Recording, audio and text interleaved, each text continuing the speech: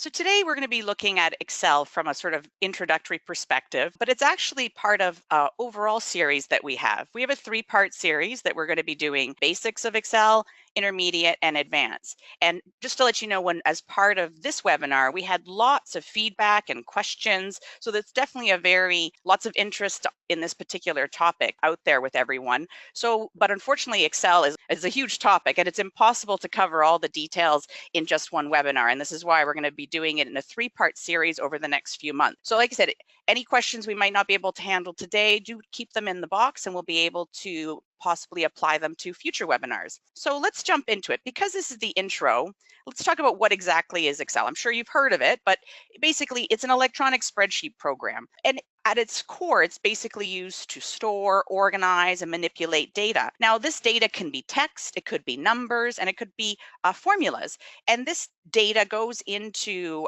workbooks, and workbooks have worksheets in them. And within the worksheets, you have cells, and then we have rows and columns. So that's the sort of summary of the sort of terminology that we're working with Excel. And we'll definitely do some demos so that you can see all the terms. You know, people who generally work with financial information, accountants, that kind of stuff, people in accounting, accounts receivable, because obviously it has a lot of strength and capability for doing basic mathematical operations. So it's good at dividing and adding and multiplying. It's also really good at working with values and trying to find values like profits and losses. And it's also really good at calculating more complex formulas like averages, percentages, and number counts. But that's the thing, not just people who are financial or accounting people. There's lots of opportunity for people who in other fields to sort of work with Excel. And actually, it's really interesting. I'll tell you a little story for me in Excel. Like I've been using Microsoft Office products for years and years, 10 plus years, but I've also always sort of shied away from Excel because as not being a numbers person, not being a financial person, I often found that I found using Excel complex. I found it kind of hard for my head to kind of wrap myself around how the workbooks and spreadsheets actually worked. And so because I didn't work so much with numbers, I worked more with text, I tended to create my tables and in PowerPoint and Word. And what's been interesting though is in the past few years, as Microsoft has been evolving all their suites of Office like Word, Microsoft Word, PowerPoint, and Excel, they've done so much in the last few years to Excel that they've definitely changed it from and made it definitely more usable for people like me who are not the financial people, and made it easier to use sort of tools and one-click functions to get the functionality of analysis, of reporting. And again, I might not be doing sort of complex formulas, but there's definitely for anybody sort of organizing data information, there's lots of capability for you to use within Excel. So let's talk about it and actually dig into and jump into using Excel. So at a high level, let's talk about the navigation of Excel.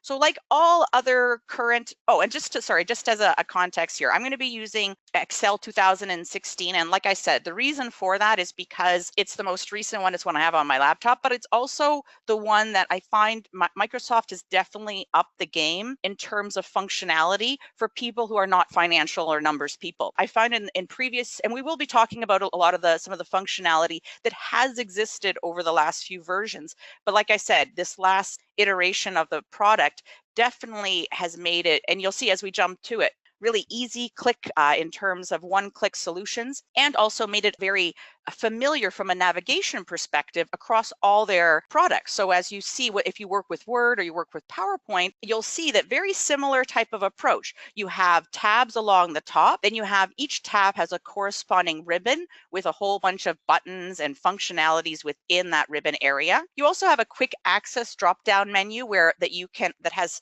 functions that are more commonly used like print and save and that kind of stuff. But that quick access drop-down menu can be customized based on functions that you may use on a more regular basis. Now, what's a little different about Excel is you also have now underneath the ribbon, you have this area called the formula bar. And this is a pretty important area to look at as we sort of start working with Excel, because this sort of tells you the background of what's going on in a particular area of your spreadsheet. So what you have here is you have it's called the name box or cell address. This tells you where your cursor is actually looking on the spreadsheet, or we'll call it the worksheet. And it also has here a formula bar, and it will tell you based on what cell you are actually activated, what data is in that particular cell.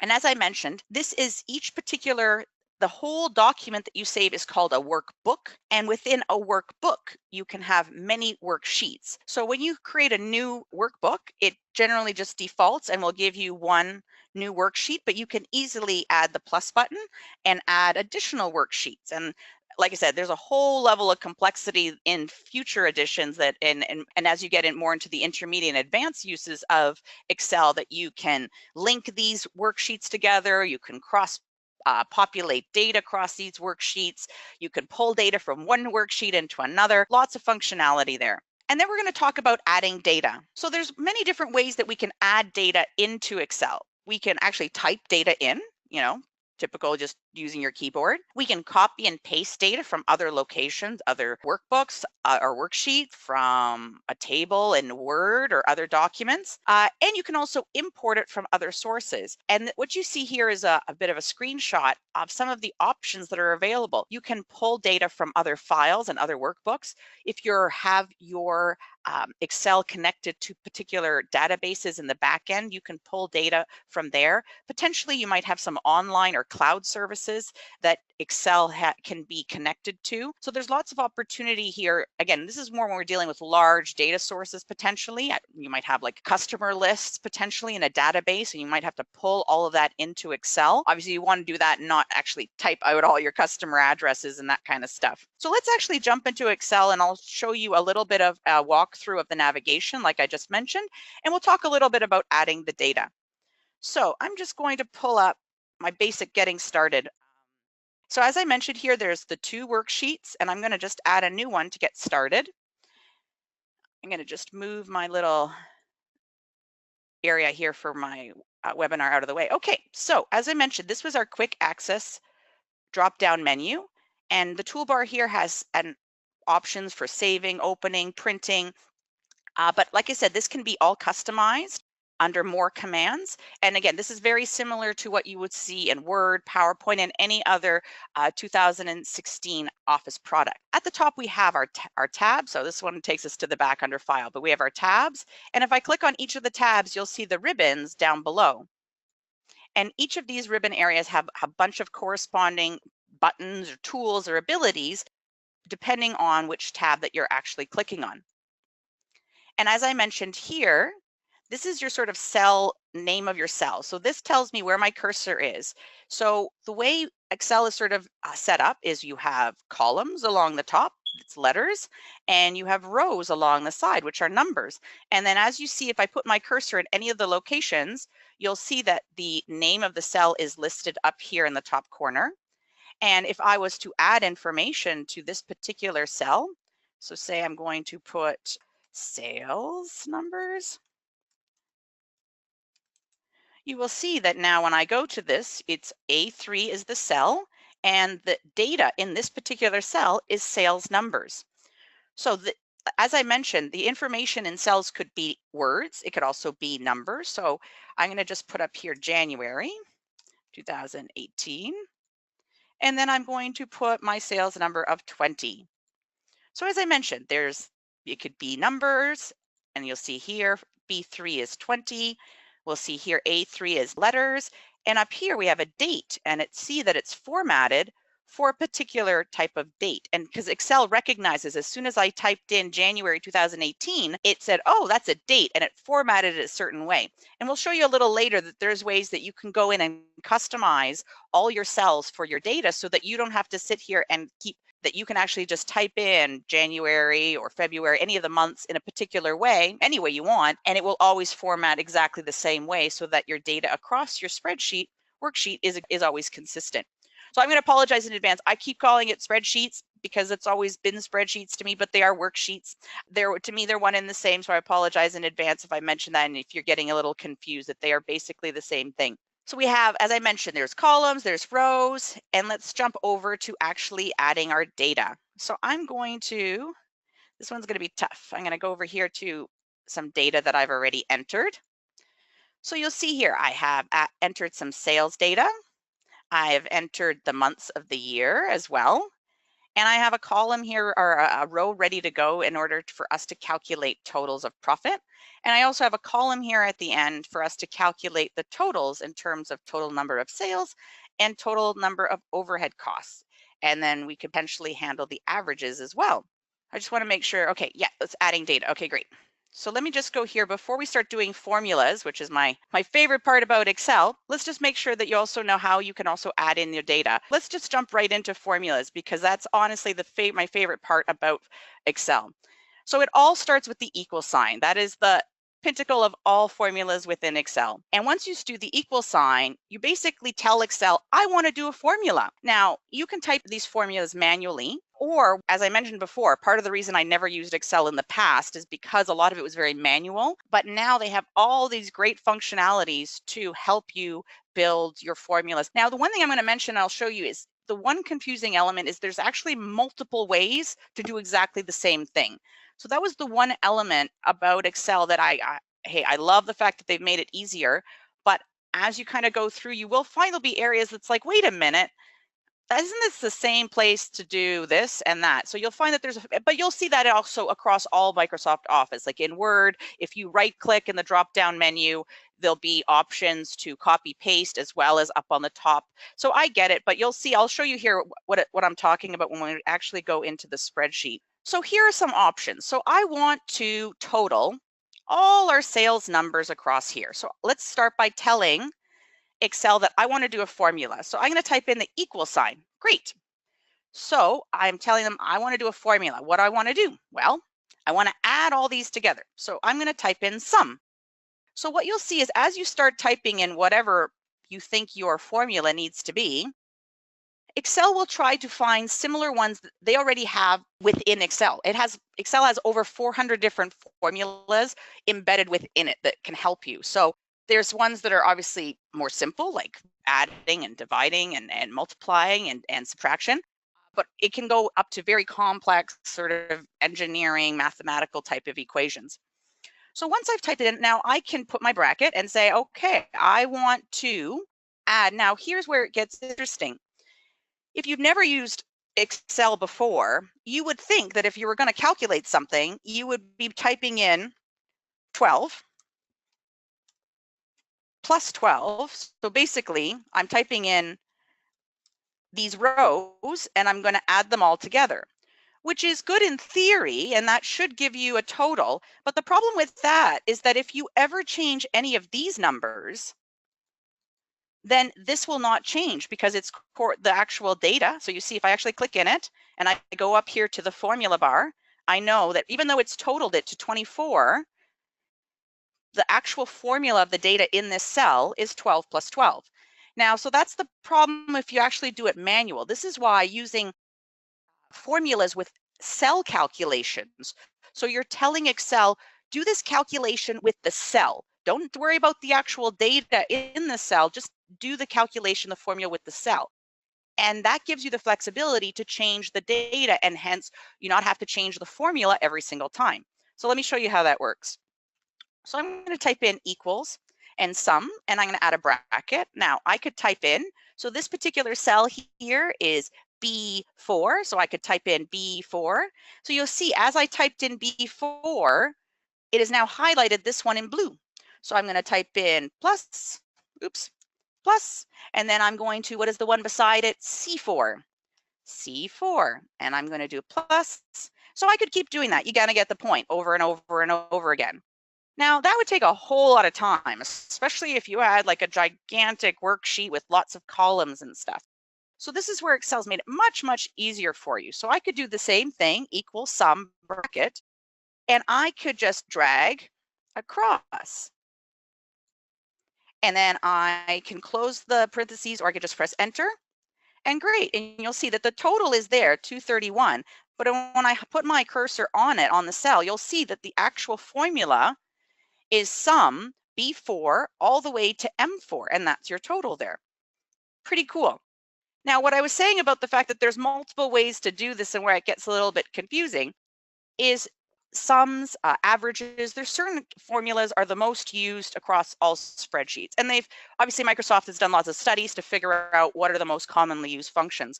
So because they recognize this, they've put some of these functions sort of in a one-click type of approach. So you'll notice if I go here along the home ribbon on the top, there's an option called auto sum. If I go here and I just double click auto sum, look, I got the same amount. So Excel basically did a little bit of artificial intelligence. It decided based on its format, where it is in the cell and the data that was beside it, that it should total all this data. Now, again, sometimes it doesn't get it right, and you have to actually go in and play around with the information. But I love the fact that at one click, I could put my cursor here. I could go here to auto sum, double click, and it will go across and do the formula for me. Now, I'm going to just delete that. It also, there's a drop-down option here, and these are some others functionality that Microsoft has found is very commonly used. So they made it one click. So say I wanted to just one click average. So it won't, it doesn't recognize the average. It wants to total these amounts. So it wants me to actually highlight it. Great. So now it gave me, so that's where sometimes it's intelligent, but sometimes you have to give Excel a little bit of help because it doesn't recognize the numbers. But really by one or two clicks, I was able to kind of get now it's totaling all this information across all these columns to give me the average. Now say I wanted to do subtraction, something that's not in this auto sum. Oh, sorry, I did want to mention, just to show you that this also exists in another place. So this auto sum, if you go under here under formulas, oh look, auto sum, again, same thing. Oops, don't put that in there.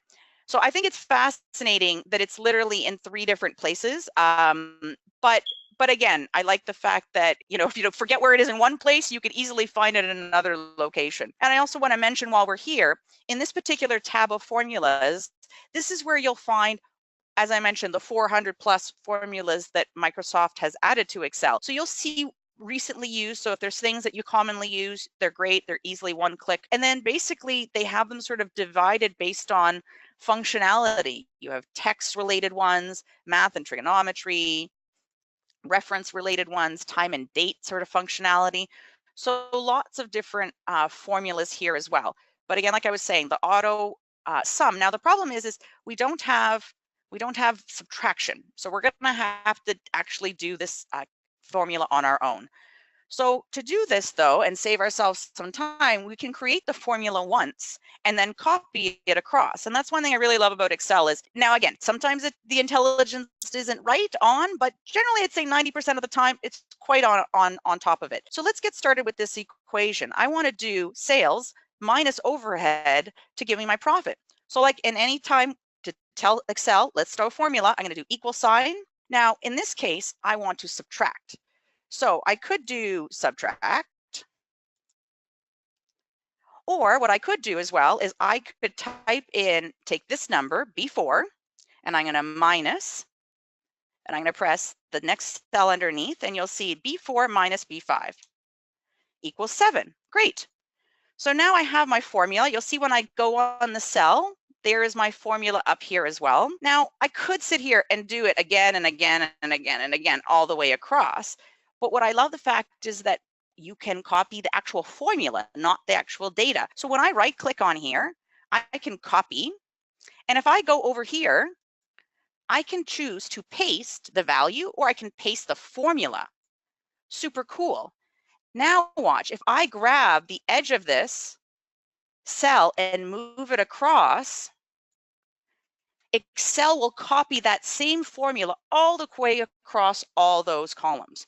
Super cool from a time-saving perspective for sure. So those are just some of and that applies both with columns and rows, the ability to sort of drag and drop formulas all the way across. Now, again, if I can't go here because here we're actually talking about total. So we need to work on a different type of equation for this part of the worksheet.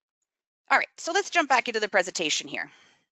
So once you've actually sort of put a worksheet together, it can be, if it's not very much data, it's kind of easy to look at, I guess. But if you are actually working with lots of data and lots of rows and lots of columns, really hard on the eyes, especially if your information is not formatted well. So Microsoft has lots of capabilities. So let me just go here to another spreadsheet. Here's one. Now this one has many rows. So to make things more interesting, but what we've done here is we've created some coloring on the different columns. And the way we do that is I just highlight the whole column by going to the top and clicking down. And I can go here to the fill color. And like this, I can change it to be blue. I could make it whatever color I'd like. And say, for example, I want to make this part, this line underneath this row much bolder so that people understand that this is sort of the titles and this is the data below. If I highlight this particular row, there's a drop down menu right here on the home tab. And if I drop down, it gives me all these options for borders. So this is the border where I can control the border around the cell. I can control the border around many cells. I can control the border around a piece of information. So that would be like an outside border. But in this case, what I want to do is I'm highlighting the row I want, and I'm going here to thick bottom border. So I'm going to click on that, and you'll see that it's added this darker line. Now I could do that again anywhere else in the information. Here, let's grab some other data here so that you could see how this looks like when you're actually formatting a spreadsheet to look better. So here's a budget information. So we could have left it all, black and white, but by adding, sort of highlighting the yellow, we're able to highlight particular quarters that we want people to look at. You'll see here as well that you can add borders at the top and the bottom of certain sections, certain rows, to help highlight the information. Now, say for example, you wanted to start from scratch. So you put some rows in, you put some borders in, and you didn't like it. You do is just select the whole spreadsheet or worksheet. And I'm going to go here to the drop down again, and we're going to say no borders. And that gets rid of everything. And then we can get started again in terms of adding our borders. We could add borders at the top and at the bottom. We could add fill color to make it more bold and a different sort of color coding. Again, just to help the information really pop out. You can also play around with the fonts. So it has whatever Calibri or is the sort of automatic font. But if you have a particular company font that you want to use, you can highlight your information. And just like in any other Microsoft program, within the home tab, you have all the functionality for changing fonts. You can change, I also can right click on the text, and I have a little sort of drop down of changing the sizing, the coloring, whatever I'd like in terms of that information. I find it really helpful, especially when you're doing worksheets with financials, to create a nice bold filler at the bottom for totals so that people can really clearly see what the final, and also I find adding really clear coloring at the top so that you can see what your column headings are or what your row are. I find that really helpful. So once you've sort of added your data and you're working, you have a worksheet with usually looking sort of like a table of data. Sometimes, obviously, if the data is not very complex, you can look at the information that way, and it's not a problem. So let's take a look at that. So for example, here, the sales data. This isn't that complex to look at, right? Like, we're really looking at 4 quarters. We're looking at 4 different regions. The numbers aren't that big. So from a presentation perspective, possibly from an analysis perspective too, it wouldn't be too hard to do that in this type of information. But what if you have a lot more information? What if you have like lots of information and you want to see it? And this is where charts definitely help visualize your information so that you can analyze it more effectively. So the way we do that is, so here's one I already created, but I'm just going to delete that for now and just show you how I did that. So here's some sales data. Now, for our meeting, we want to sort of compare our sales based on the different regions and our different products.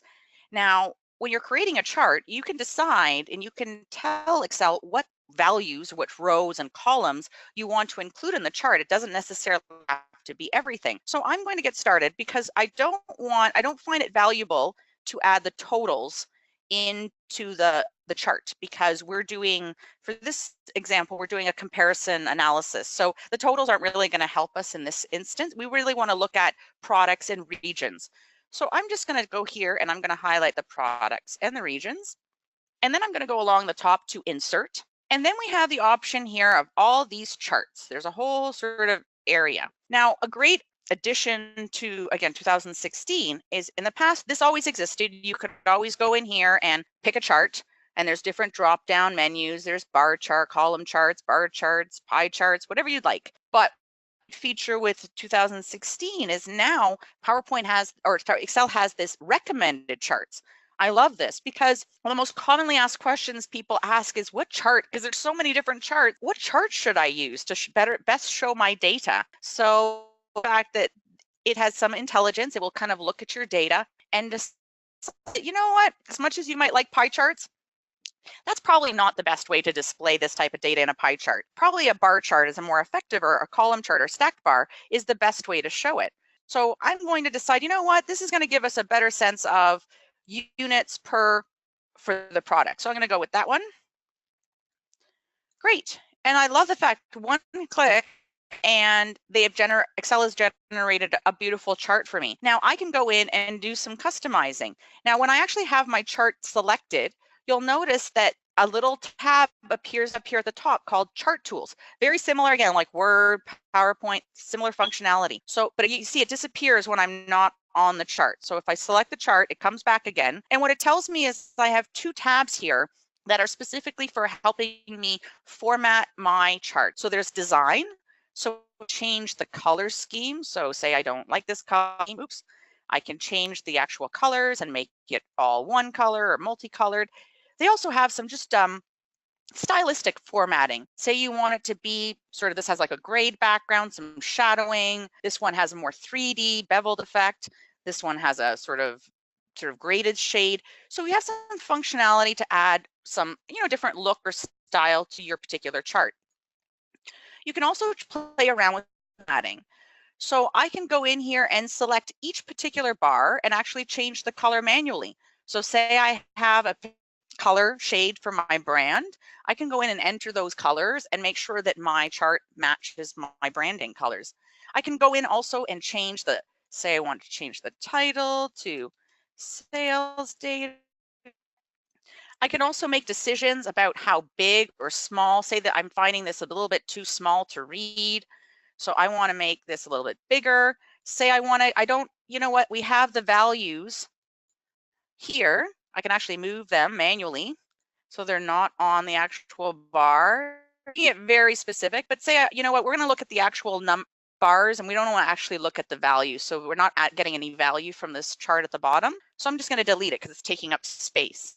So there's lots of sort of functionality that you can do to play around with your chart tools here under the formatting or under the design as well. And while you're going at it, then because it's connected, you'll see as I click stuff in the actual chart, you'll see it corresponding with the data in the actual worksheet. And that's because if I go ahead and change this, it will change it in the sales data as well. So that's something to keep in mind. All right, tables. Now, this is an aspect of Excel that I think a lot of people don't really recognize because they're used to doing tables in PowerPoint and Word, and then sometimes people, they perceive their worksheet as a table, but it's actually not. Until you actually click on the button saying, make this a table, Excel does not know, funny enough, even though it looks like a table, that this is a table, that should be functioning as a table. And because it doesn't know, it doesn't offer up all the tools and functionalities that it happens to have to help you format your tables. So let's jump into some information here. Let's find. All right. So you see here, lots and lots of data, but it's literally just data in a worksheet. It's not actually a table. So if I want to make this a table and tell Excel, hey, I want you to recognize this as a table and hence give me all the tools that are available, I'm going to select all the data and I'm going to go here to insert and I'm going to select table. And because I've selected all of it, it's going to ask you, where do you want your data for your table? Yep, this is it. Yep, it's just going to say that it's very big. Yes, I know that. Because what it's trying to do is it's trying to create, it's big data. It's trying to create my table beside my information. Let's just go back to here for a second. I'll just talk a little bit more about some of the table tools while that loads itself up. Once you've actually selected it as a table, just similar to chart tools, similar to Word, similar to PowerPoint, when you actually select it, you have a little tab that comes up above the tab ribbon that says Table Tools.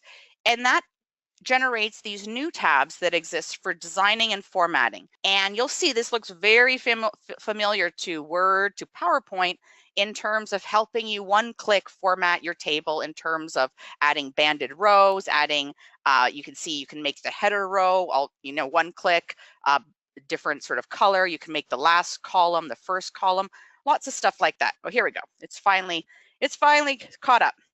So I wanted to move that over. Let's just undo that for a second and hop over here. Thank you. All right.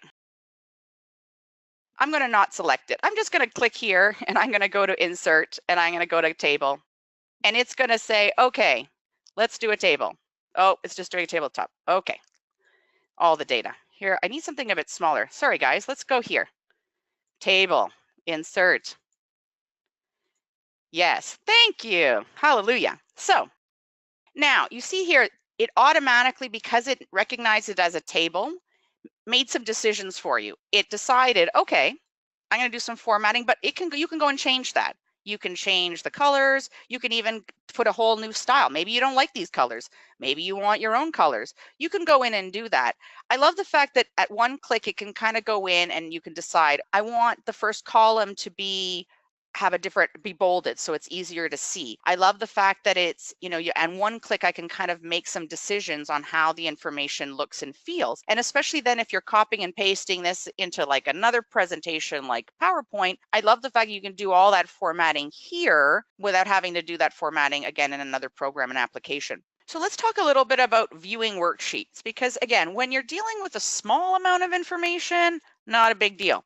When you're dealing with lots of information, it can get a little bit unruly trying to work and manage around all these different rows and columns. So within the view tab of Excel, there's some great functionality to help you sort of look at your information.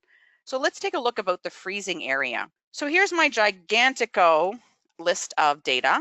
And again, I could sort of scroll through and try to get to the bottom of the info. Maybe if I get down here, I'm like, oh, I forgot. What's this column for? What's this column for? I can't remember. I have to keep going back to the top and finding out what the titles are for these particular columns. So I can actually freeze that row and say, don't move that row, just move all the information underneath it. So if I highlight that row and I go along the top to view, there's an option called freeze panes. So I can, and it'll tell you right there, I can freeze panes, keep the rows and columns visible with the rest, freeze the top row, freeze the column. So say you could do it this way, you could freeze all the information. And then if I'd have to make these columns really big to give you the idea, but see if I scroll this way, you see that the column here does not move. And I can do the same thing, freeze top row. So as I scroll my information, you'll see that the top row always stays the same. So this is just really, really handy, again, when you're dealing with lots of different information. There's another sort of functionality here that I wanted to mention called split. Again, when you're dealing with these long log worksheets with lots of data, and say, you want to do some sort of comparison at the same time, you have the ability to split the data in two and look at it. So say I'm going to go down here and split it in half. I'm going to go here to row 100, and I'm going to click the option here to split. What you'll see is a little line appears along the middle of my worksheet. And now when where'd it go? I lost it. There it is. Okay, here it is. I'm going to go here to split. Oh, it's getting confused because of my because I have my freeze planes. Let's unfreeze this. So actually, because I have my freeze pane on, is that very interesting? It wants to do both at the same time, but you'll see I can scroll through this information here independently of this information. So this is super handy. Like say, you were looking for different records and you wanted to find and compare different records. Again, I've seen some people have literally one spreadsheet, worksheet open, jumping to another worksheet, back and forth, when really you can have all the same data in one place. And then you basically sort of just, like I said, scroll through it and slice it and actually look at the data. And you're really not doing anything to the data, you're just looking at it differently. So again, this freeze pane is very helpful, and also the split very helpful when looking at your data. All right, let's talk a little bit about saving and printing, just because printing in itself at Excel can be a little bit of an exercise in patience sometimes, because again, if you have a very small worksheet, not a big deal. But when you're dealing with very large files, like this one, for example, with lots and lots of data, or where's this one? Another one that I had here that was very wide, this budget one. So it's how do you fit this all on one page? For example, say you wanted to hand it out to your team and you didn't want it going across many pages. How do you do that? So first off, let's talk about saving. So I'm going to go here to the File tab, and this takes us to the Backstage view, which is very similar like all other Microsoft products. And I'm going to go here to the Save option, which it's already saved, but I'm going to go here to Save As. And similar to other products, other Microsoft Office products, I can decide on the name, where it goes. I can decide whether I save it on the cloud or whether I save it on this particular PC. But I'm also, in this case, I'm also going to just go here to Print. So in the print option here, you'll see that, and what's interesting too is sometimes you might say you want to send, some financials to someone, but you want to send the spreadsheet. You want to send like a PDF. You can also print to PDF. So it functions very similar to a printer. But what you'll see right now is, my budget is cut off and it's going across 3 pages. That's not very convenient at all. So you have some options here. You can change the orientation, make it wider. You can also make some decisions on whether you want to just print the active sheet or the entire workbook, or a particular selection that you want to make. In this case, I'm going to just do the active sheet. We can also make the like you see right now, the margins are pretty big. So maybe I want to make the margins a little bit more narrow. Ooh, it's still not quite fitting the way I'd like. So we have some options here to go to page setup. So you can actually get to this again many places, but I find it easier here in this print option section of Excel. And it will open up this little box that gives you options. So you can adjust, so you can shrink this actual whole worksheet down so it fits on one page or fits it by 1 page wide by 1 page tall. I also love the fact that you can add a header or a footer type of thing. So say you want to change the title. You want it to say budget projections, and maybe you want to add something like confidential.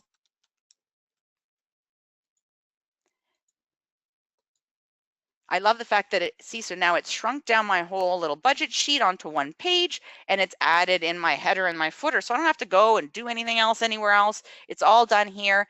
And then I can either, again, print it to my printer or print it PDF, which will basically make it into a PDF file that I can then send either with a watermark or with some sort of password protect. And we're going to get a little bit into the security part of how you can do that as well with Excel.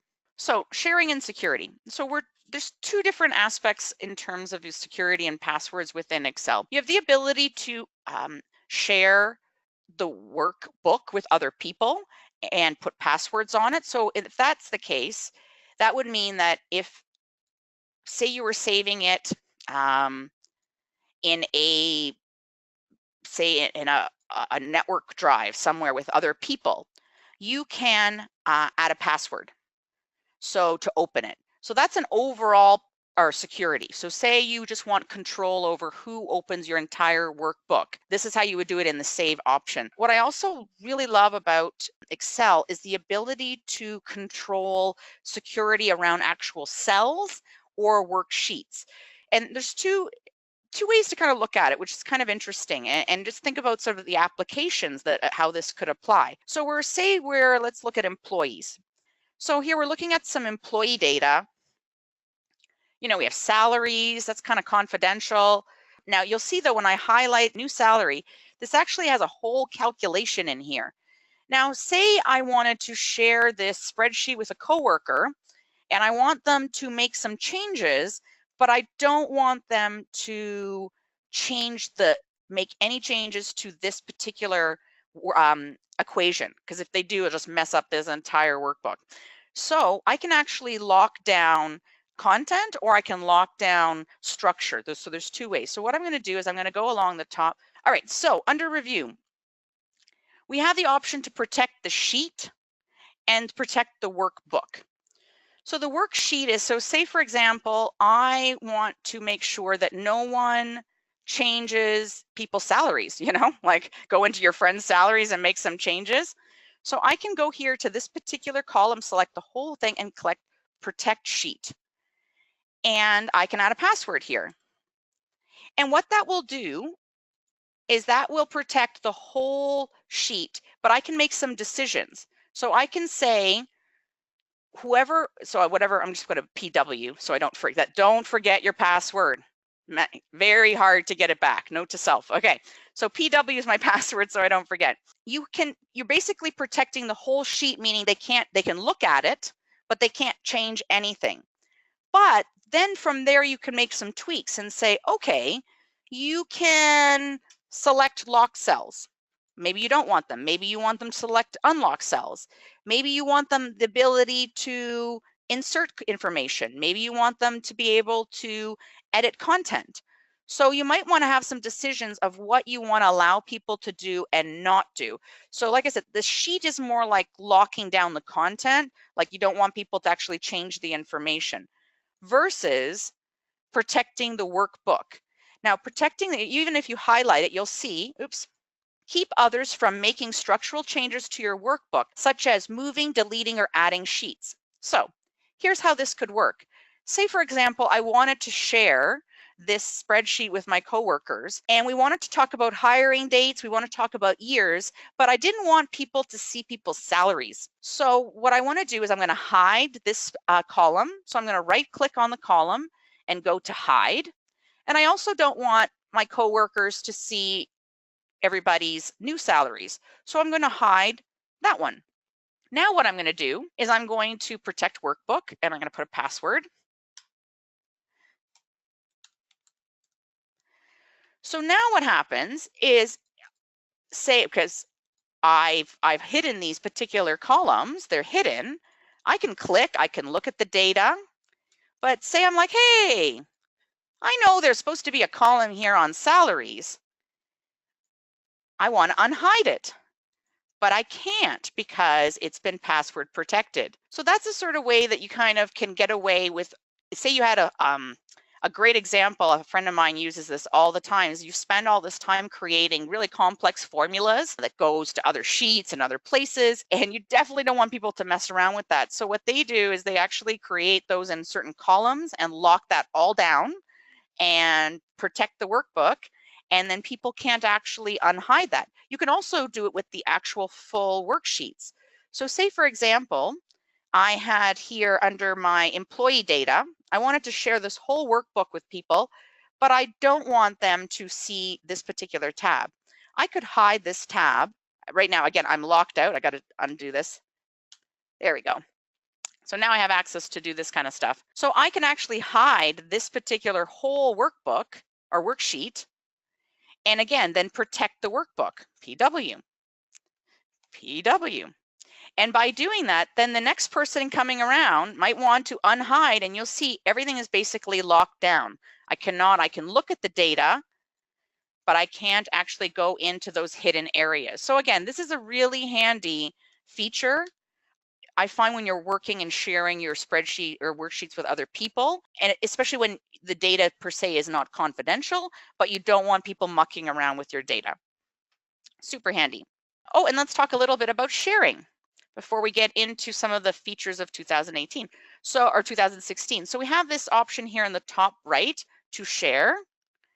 And before you can share, you must put it up in the cloud. And once you put it up in the cloud, you basically can, once you've have it all up in the cloud, you can invite people and add their email addresses, and you can share it with them. You can add a message. You can limit, if they can see stuff, that they can view stuff, that kind of stuff.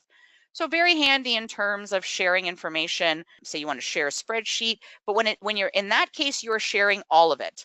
And that would be the case where you'd want to share it with someone, but then put in some protections if you want to limit what they can see or what they can access or change. So something to keep in mind.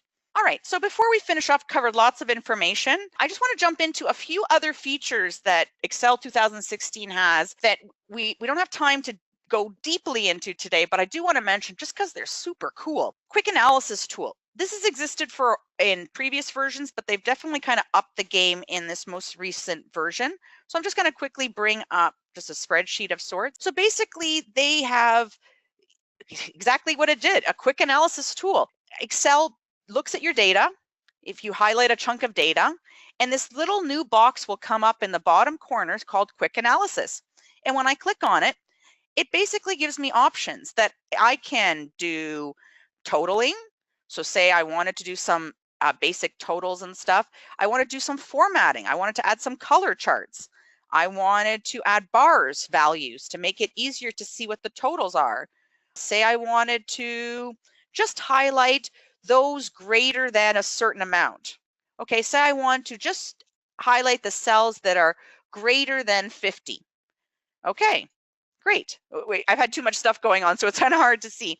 But I just love the fact that with this quick access toolbar or tool here, you can one click, you can create a chart very quickly. Now, again, you don't have all the same functionality that you have on the top with the ribbon, but again, for just quick and dirty, getting stuff done, I love that they've added this quick analysis tool. And like I said, and it's quick analysis, this doesn't work really well, I've noticed, with really long pieces of data, like long, lots of rows, lots of columns, maybe not as effective, but definitely was sort of quick and dirty, like table like we have here, very easy for formatting information. We'll also talk a little bit about some of the new charts that Excel has added.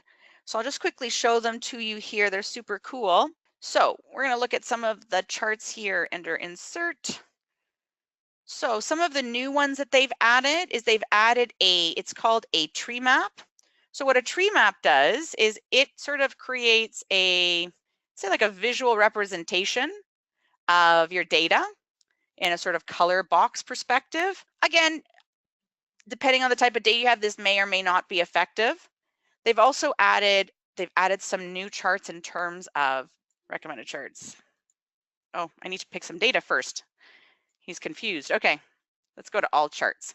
So the new ones that have been added is they've added waterfall, they've added tree map, they've added this box and whiskers. Again, I'm not a big financial person, so I'm not really sure where this would be used, but I'm sure for people who find it useful would find that really, really handy. And they've also, like I said, the tree map one in particular, and the sunburst I found really cool.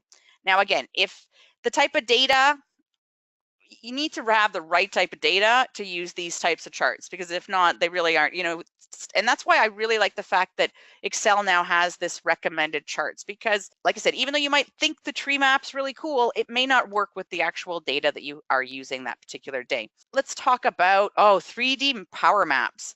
This feature is so super cool. I'll admit, complex, not the easiest to work with. But for applications where if you're in your business and you have latitude and longitude addresses and you want to strategically map your data, your sales, your customers, and you happen to have those locational data, the 3D Power Map feature is just like game changing in terms of that, like I said, being able to visualize your content on a map of the world, or you can even import your own maps and but again, I'll tell you right now, it's not the easiest to use. I'm not even I'll show you where it is. But like I said, you need to have the right kind of data in order for it's right here under Insert, under 3D Map, and it will open up its own little box. But like I said, it doesn't work with any data. It needs to work. It works with latitude and longitude and address data. It needs that. It needs to recognize that. So that's that's a webinar in itself. But I do want to mention it because I just thought for people who are in the type of business where you have that type of data, this could be honestly a great tool for marketing, sales, planning, that kind of stuff. And last but not least, pivot tables. Pivot tables are life altering, let me tell you. Pivot tables have existed for a while, but like I said, like anything else, Microsoft has definitely upped their game in terms of how pivot tables work and their functionality and how much easier they are to work with. So I'm just going to close out of here. Now, so we have some data. So in a nutshell, I'll just read it here. Pivot tables, they take your data and they summarize it. Now you could do that like we did with our tables here. You know, we could go here and do grand totals. We can do totals there. We could do that kind of stuff. But, oh, actually, let's look at some more complex data. I think this would look better with this data. Here we go. Let's close out of that and erase that. All right. So here we have some pretty complex furniture sales data. And so this is a lot harder to analyze. So we've done summaries, we know items, we know totals, we know dates, we know regions, but this is a lot of information to kind of go through and try to figure out how did we do in our sales. So this is where pivot tables is like one click, basically reporting, and then I'll show you what you can do with it. So, and that's, again, I'm going to show you how the intelligence works. So I'm going to go up here under Insert. So we have the option for pivot tables, and love it, 2016, now we have the option for recommended pivot tables. So let me just jump into pivot tables and then understand that now Microsoft Excel will actually help you pick the best format of pivot tables. But let's start from scratch. So we're going to ask for a range, and so I'm going to say, okay, all of that, give me all of it, pivot table. All of it. Okay, it doesn't want these. Okay, just give me these columns then. There we go. Perfect. So before you freak out, your data is still there. It's in another tab at the bottom. So when you create a pivot table, Excel automatically generates a new worksheet for you. We'll call it here, worksheet, and we'll call it pivot 2. And I'm going to just click here in this placeholder. So what we got here is Microsoft has gone through your data in that worksheet that we had and decided based on the columns, the rows, and has sort of sorted all the data. So we'll hear this is the data that's in that particular worksheet. So I can make some decisions on what I see. So say I want to look at regions, and I'm going to click on regions, and I want to look at date. Oh, but I just want to look at years. I don't want to look at quarters. I just want to look at years, and I want to look at cost. So you'll see just by doing those few clicks, I don't have to look at all my data. I can look at a summary of my data. And as I clicked on that, Microsoft made some decisions on where this data should show. So you'll see here we have columns, rows, and values. Now, what I love about pivot tables, and exactly its very name, pivot, is the ability to very quickly on the fly pivot or change how you look at the data. So say I don't want the years as a row. I want the years as a column. So you see in one click, now I'm able to see my regions and how many sales they've done per year. Oh, say I want to change that around. Okay, years comes back to row and regions become columns. Same thing. Very quick, easy drag and drop. Say I want to add more content and more information, more data. And I can, again, just decide where this data is. And what's awesome is the fact that it also collapses it down so that you can look at it summarized like it is right now, or expanded if you actually want to see the data. But in terms of so you see this little pivot area disappears, but when I click on the data, it appears again. At really a few clicks, I can customize a report and make some decisions on what data I'm looking at. Super cool. The possibilities with this are endless. And just so that you know though, so pivot tables are kind of like a beast in itself and very similar to all the rest. When you're activated in the pivot chart or pivot table view, you'll have the pivot tables tool along the top ribbon, and you'll see these additional features to analyze. So you have some features here to clear the data and move the data. And I also want to quickly mention though, pivot charts. So pivot charts are important because they are connected to the actual pivot table. So if I was to, so you see here, here's my table, here's my chart, and here's my table. If I change the data around and I add product or customer, you'll see that it's going to start adding that data to my particular table. See, it adds it here to my chart as well. As I play around with the data, it is connected to the chart. So that only happens here in Pivot View, just to let you know. This doesn't happen with insert with these regular charts. So regular charts and pivot charts do not play well together. So that's just something to keep in mind. Anywho, lots of capabilities with pivot charts. Like I said, we just literally touched the surface of what you could do with them. So we're going to take some questions, but I did want to let you know that thank you again for joining us. Hope you found this useful, and we'll be going in a little bit deeper for our next Excel training. Great. Well, I really hope that you guys found this webinar helpful, and I hope you'll join us for our next one.